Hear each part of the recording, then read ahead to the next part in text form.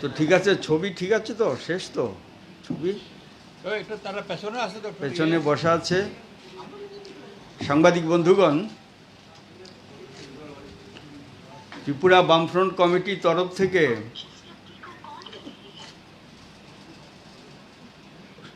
এডিসির ত্রিপুরা উপজাতি স্বশাসিত জেলা পরিষদের ৮ম সাধারণ নির্বাচনে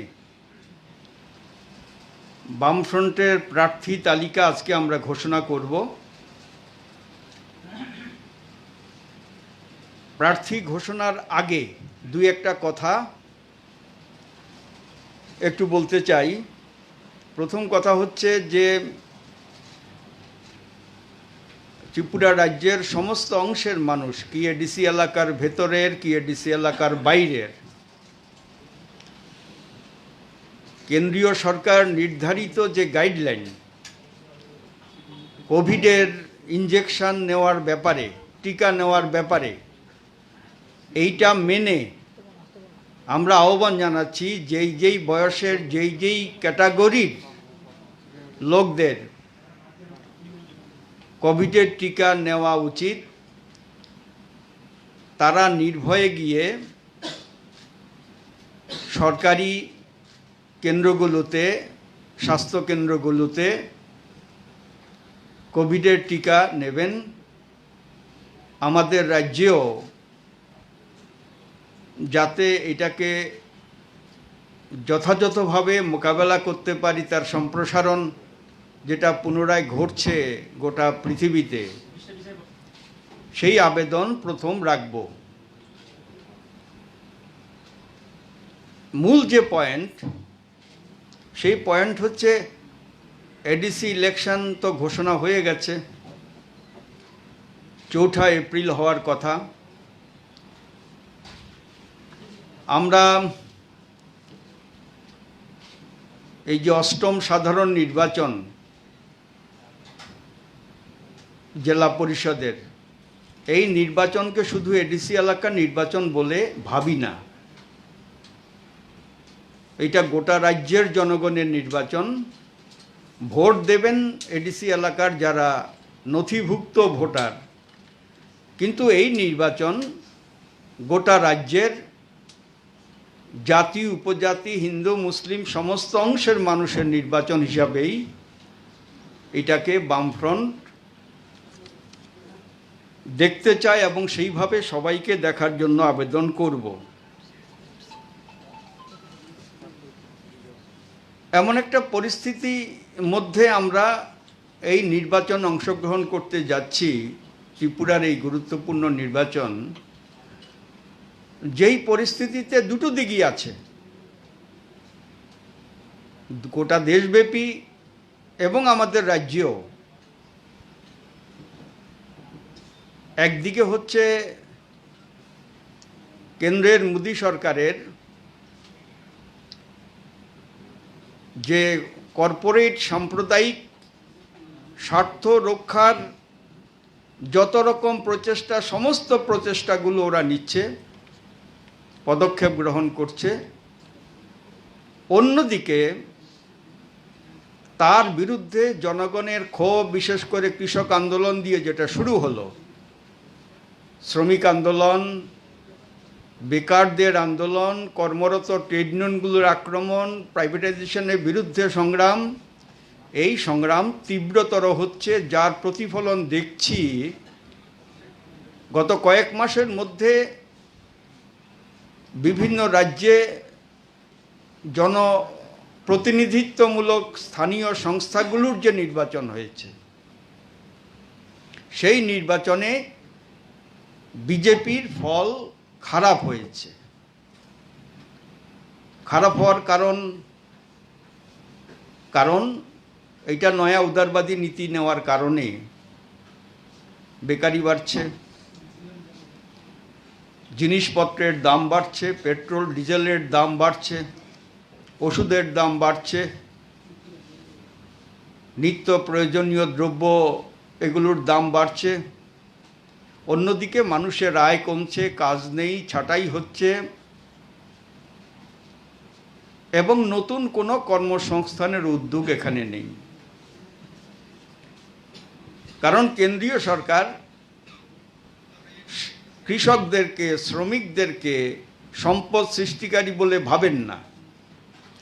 তারা ভাবেন আদানি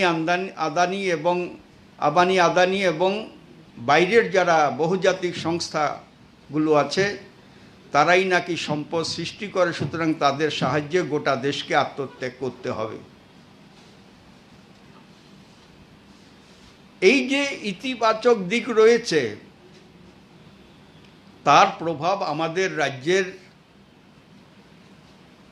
2018-2019 এবং এখনকার যে পরিস্থিতি সেখানে সর্বভারতীয় পরিবেশ পরিস্থিতি প্রভাব পড়তে বাধ্য। এটা ঘটনা যে গত 3 বছরে একটা নির্বাচনও সুষ্ঠু হয়নি, অবাধ হয়নি, শান্তিপূর্ণ হয়নি। কোনো গণতন্ত্র, গণতান্ত্রিক অধিকার নাই, কোনো আইনের শাসন নাই, প্রতিদিন লাশ পাওয়া যাচ্ছে, খুন হচ্ছে, মেয়েরা নির্যাতিত হচ্ছে, অনাহার, অভাব, আত্মহত্যা করছে, সরকারের কোনো খেয়াল নেই। বিজেপি আইপিএফটি জোট সরকার, যাতে কেউ প্রতিবাদ না করতে পারে তার জন্য গুন্ডাদের লেলিয়ে দেয়, পুলিশকে লেলিয়ে দেয়, মামলা হামলা। এই মামলা হামলার রাজনীতি ওরা করছে কারণ ওরা দুর্বল। গোটা দেশে তার মাটি কেঁপে গেছে, তার প্রভাব এখানে পড়ছে। এখানকার মানুষও উঠে দাঁড়াবার জন্য তৈরি হচ্ছে। সুতরাং এই উভয় দিক নিয়েই একটা বিশেষ ধরনের পরিস্থিতির মধ্যে এডিসি নির্বাচনে আমরা যাচ্ছি। আমাদের নির্বাচন তো জানেন ব্যক্তিভিত্তিক না, নীতিভিত্তিক। গালিগালাজ করার নির্বাচন না, বিকল্প। সেই বিকল্প কি নিয়ে আমরা নির্বাচন করব? অমুককে বকলাম, তমুককে বকলাম। নিশ্চিতভাবেই বিজেপি আইপিএফটি জোট, তার যে ব্যর্থতা, তার যে হামলা, তার যে আক্রমণ, তার যে জুমলাবাজি, বিজেপি এবং তার মিত্রদের পরাস্ত করার জন্য নিশ্চিতভাবেই আমরা বলবো। এবং তাতে গিয়ে শুধু বিজেপি এবং তার মিত্রদের পরাস্ত করা না, যারা আমাদের রাজ্যের ঐক্য, দেশের ঐক্য বিনষ্ট করতে চায়, বিভেদকামী, বিচ্ছিন্নতাবাদী শক্তি নানান স্লোগান দিয়ে, আওয়াজ করে, এগুলোর বিরুদ্ধেও মতাদর্শগত লড়াই আমাদের চলবে। আমরা নির্বাচনে যে ইস্যুগুলো আমরা আনতে চাই, প্রধানত 4-5টা ইস্যু। একটা ইস্যু হচ্ছে গোটা রাজ্যে যে লড়াইটা করছি আমরা, এডিসি আর এই নির্বাচনেও সেই লড়াইটা আমরা করব। সেটা হচ্ছে গণতন্ত্র পুনরুদ্ধারের লড়াই, আইনের শাসন পুনঃপ্রতিষ্ঠার লড়াই, গণতান্ত্রিক অধিকার মানুষের ফিরিয়ে দেবার লড়াই, সংবাদপত্রের স্বাধীনতা হরণ করার বিরুদ্ধে যে লড়াইটা এখানে চলছে সেখানেও সেই লড়াই নির্বাচনেও লড়ব আমরা এই ইস্যুটাকে নিয়ে। 2 নম্বর হচ্ছে উপজাতি এলাকার উন্নয়নে বামপন্থী আন্দোলনের একটা বিশেষ ভূমিকা রয়েছে। গণমুক্তি পরিষদের দীর্ঘ আন্দোলনের ইতিহাস রয়েছে, আমি বিস্তৃত বলতে চাই না। বামফ্রন্ট সরকার যে উন্নয়নের কর্মযজ্ঞ শুরু করেছিল উপজাতি এলাকায়, ছিন্ন ভিন্ন হয়ে গেছে। শ্মশানের স্তব্ধতা ওখানে বিরাজ করছে। অল্প কিছু লোক সমস্ত লুটে পুটে খাচ্ছে, বাকিরা দারুণভাবেই বিপদগ্রস্ত হয়েছেন। জীবন জীবিকা বলতে কিচ্ছু নাই। আমরা লড়ব বামফ্রন্ট পরিচালিত এডিসি যে কাজগুলো করতে পারেনি সেই কাজগুলো করা এবং সামগ্রিকভাবে মানুষের হাতে নগদ টাকা বাজার তৈরি করা, গোটা রাজ্যের জন্য, এডিসি এলাকার জন্যেও কিভাবে হতে পারে। এটা ছোট টিপটারল্যান্ড, বড় টিপটারল্যান্ড এগুলো করে কোনো কাজ হবে না, বোগাস। আমরা চাই সবাইকে সর্বজনীন রেশন, 2 টাকা কেজি দরে চাল। যারা ইনকাম ট্যাক্সের আওতার বাইরে সে আলাদা কথা, কিন্তু সাধারণভাবে এখন প্রায়োরিটি গ্রুপ, নন প্রায়োরিটি গ্রুপ আছে। আমরা চাই উপজাতি এলাকা এখনও খুব খারাপ অবস্থা, খাদ্য চাই, আমাদের কাজ চাই। শূন্যপদ আছে, এডিসিতে আছে, রাজ্য সরকারের এবং রাষ্ট্রায়ত্ত রাজ্য সরকারের অধীন যে সংস্থাগুলো আছে এগুলোতে যে সমস্ত পদ শূন্য রয়েছে সেগুলোতে কাজ চাই, লোক নিয়োগ করতে হবে। 10,323 প্রতিশ্রুতি ছিল, এটা গোটা রাজ্যের ক্ষেত্রে, এডিসি এলাকাতেও। তাদের চাকরির স্থায়ী সমাধান করবার জন্যে যে প্রতিশ্রুতি বিজেপি সরকার, আইপিএফটি সরকার দিয়েছিল সেটাকে পূরণ করতে হবে। ছাঁটাই বন্ধ করতে হবে এবং রেগাতে 200 দিন ন্যূনতম কাজের ব্যবস্থা করতে হবে, 600 টাকা মজুরি দিতে হবে। তাদেরই দাবি, প্রতিশ্রুতি ছিল 340 টাকা। রাস্তাঘাট, হাট বাজার, বিদ্যুৎ, পানীয় জল, তারপরে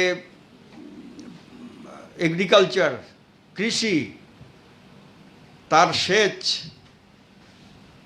স্বাস্থ্য, শিক্ষা, এগুলো ক্ষেত্রে যে অগ্রগতি ঘটেছিল বামফ্রন্ট পরিচালিত এডিসি এবং আগের বামফ্রন্ট সরকার যৌথভাবে কাজের মধ্য দিয়ে,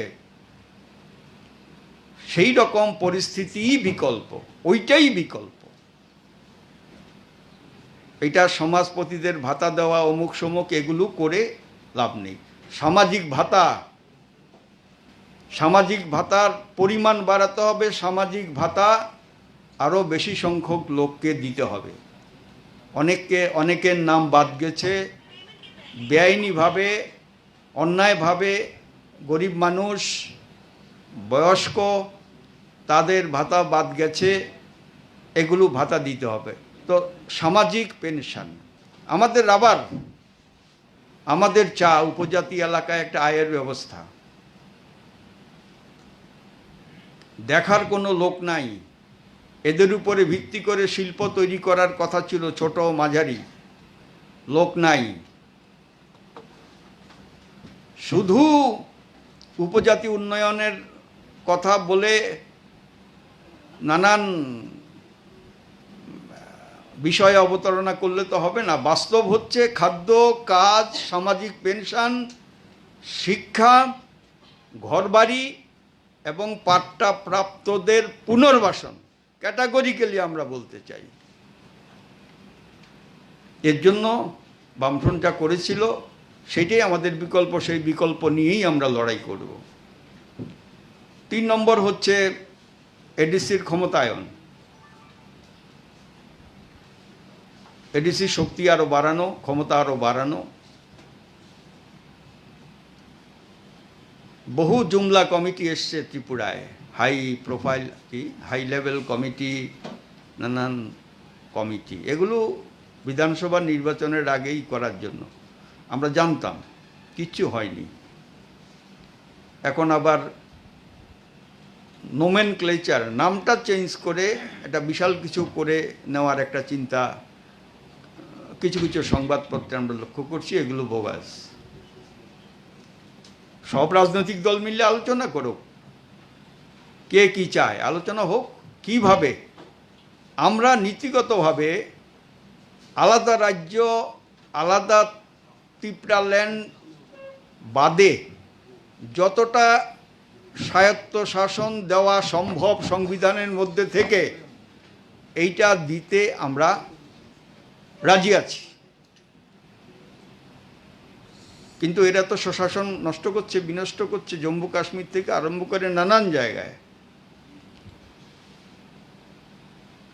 তো আমরা চাই যে স্বশাসন, ক্ষমতা বাড়ানো, ভাষা।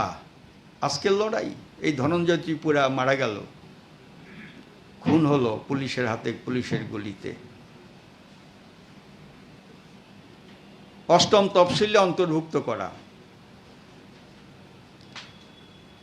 রিজার্ভেশন মানা হচ্ছে না, এসসি এসটি গোটা রাজ্যে, এডিসি এলাকায়, এডিসি এলাকার বাইরে, গোটা দেশেই মানা হচ্ছে না, আমাদের রাজ্যেও না। স্বাভাবিকভাবেই রিজার্ভেশন আমরা চাই।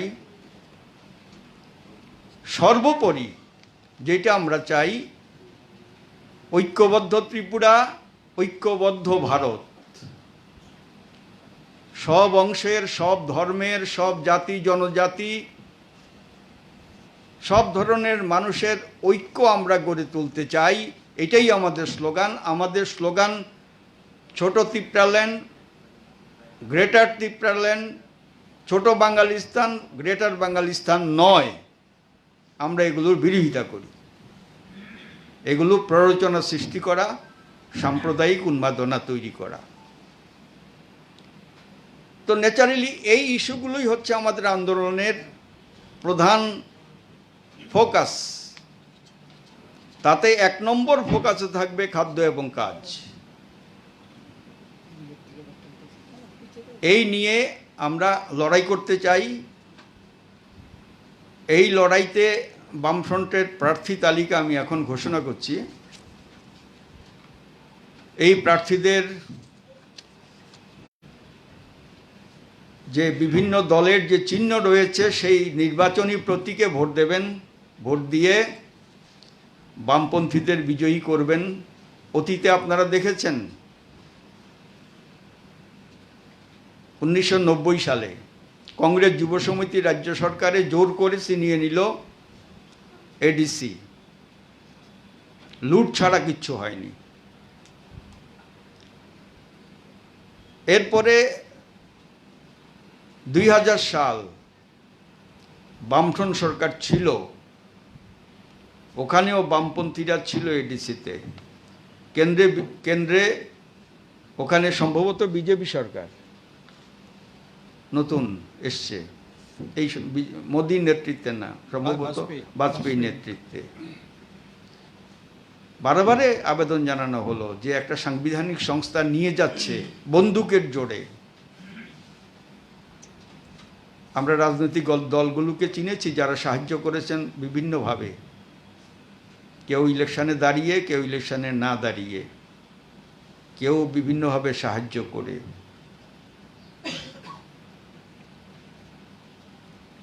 তো কি হয়েছে, বামপন্থীরা ছাড়া এডিসিতে গণতন্ত্র বিকশিত হয় না, উন্নয়ন চলে না, শুধু তোলাবাজি, শুধু দুর্নীতি। আমরা দেখেছি তো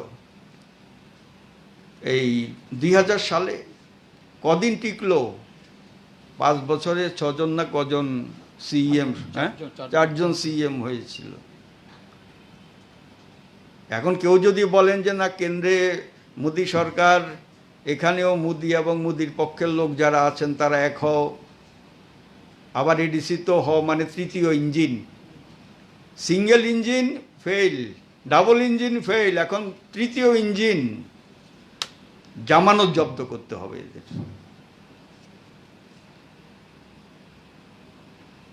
নির্বাচন সুষ্ঠু এবং শান্তিপূর্ণ করার জন্যে আমরা নির্বাচন কমিশনকে বলেছি কিছু পদক্ষেপ গ্রহণ করার জন্য সুনির্দিষ্টভাবে। আমরা আশা করব তারা পদক্ষেপ নেবেন এবং প্রধান ভূমিকা গ্রহণ করতে হবে জনগণকে।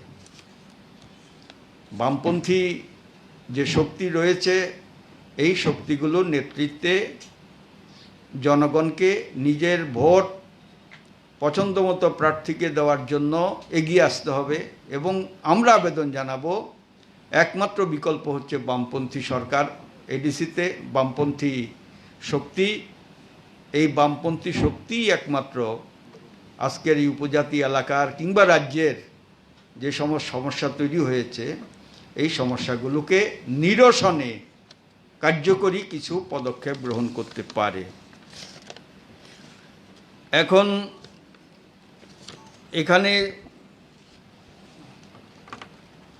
28টা আসন, জানেন আপনারা সবাই যে 3টা আসন ছাড়া বাকি সবগুলো তফসিলি উপজাতি সংরক্ষিত। মাছমারা, দশদা কাঞ্চনপুর, মনু, সৈলেংটা, এই 3টা কেন্দ্র ছাড়া বাকি 25টা কেন্দ্র তফসিলি উপজাতি সংরক্ষিত। তো এখানে যে চার্ট আপনাদের দেয়া হবে তাতে তফসিলি উপজাতি লেখা হয়নি। আবার 3টা যে অসংরক্ষিত এইটাতেও অসংরক্ষিত লেখা হয়নি। তো এটা আপনারা সেইভাবে দেখবেন। এগুলো এই 3টা ছাড়া বাকিগুলো তফসিলি উপজাতি সংরক্ষিত হবে। দামছড়া, জম্পুই, এতে আমাদের প্রার্থী সিপিআইএমের রাজেন্দ্র রিয়াং সিটিং ছিলেন। মাছমারা ফরওয়ার্ড ব্লক নারায়ণ ভৌমিক নতুন। দশদা কাঞ্চনপুর সিপিআইএম দিচ্ছেন পুরনো যে ছিলেন ললিত দেবনাথ।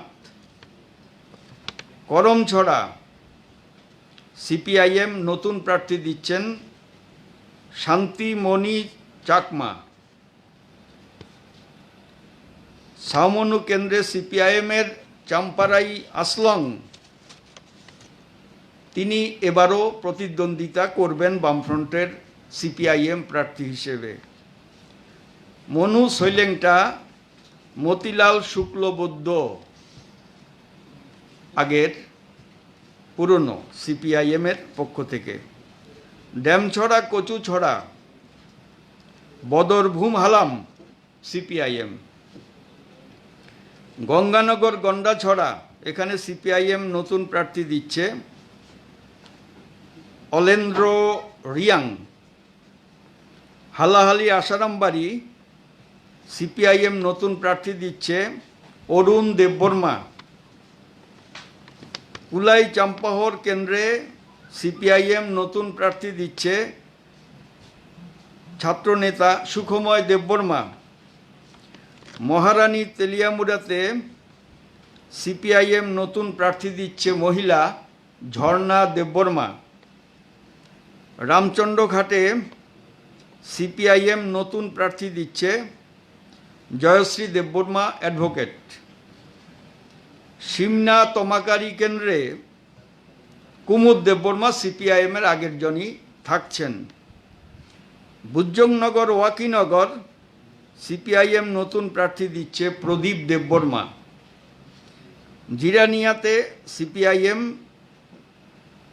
আগের যিনি ছিলেন রাধাচরণ দেববর্মা, তিনি এবারও বামফ্রন্টের সিপিআইএম প্রার্থী হিসাবে প্রতিদ্বন্দ্বিতা করবেন।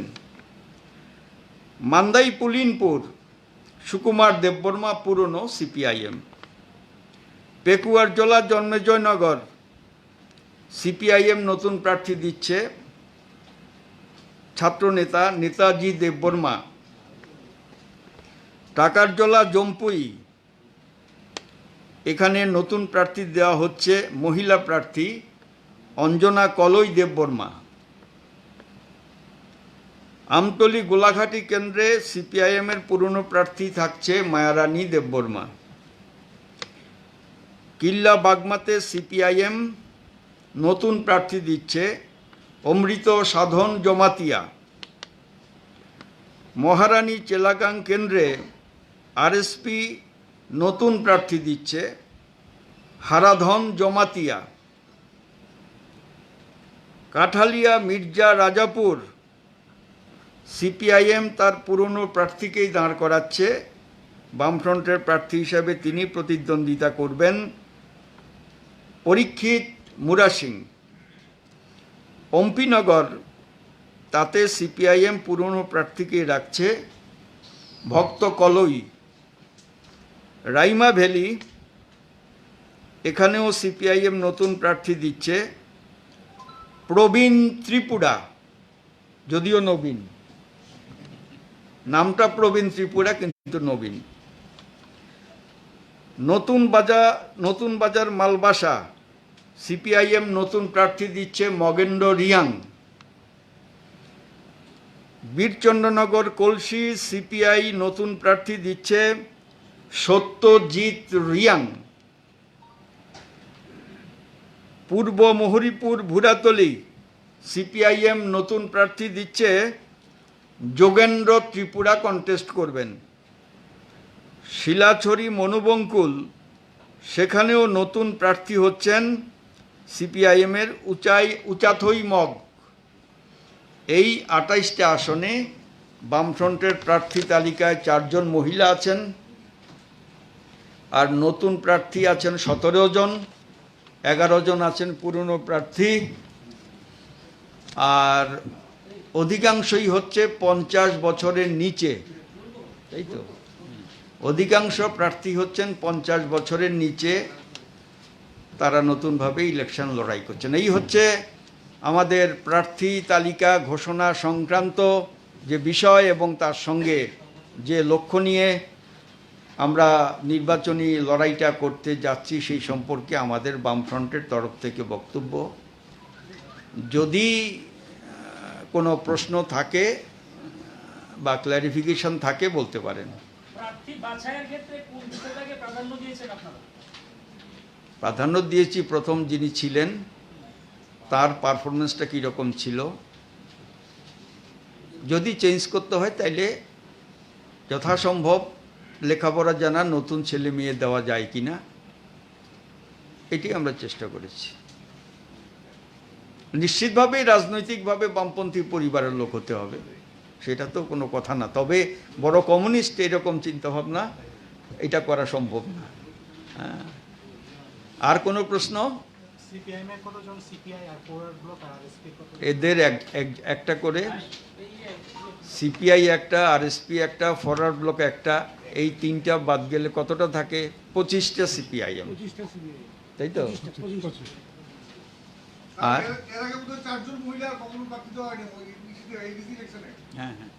হ্যাঁ, এই প্রথম, গতবার 3 জন ছিল। আর কিছু তো নাই? ধন্যবাদ নাকি? ধন্যবাদ।